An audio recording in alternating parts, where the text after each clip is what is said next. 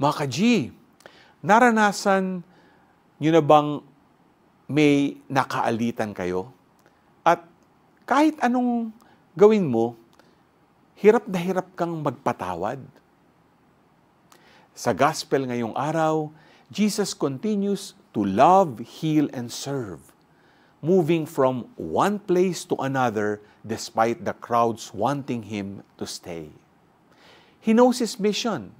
Ganyan din ang pagpapatawad. Hindi madali, lalo na kung nasaktan ka.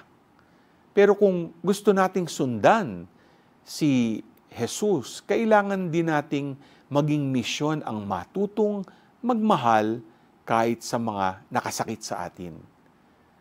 Para nung sinabi ni Saint Gregory the Great, before men, it is a virtue to bear with one's enemies, but before God, the virtue is to love them.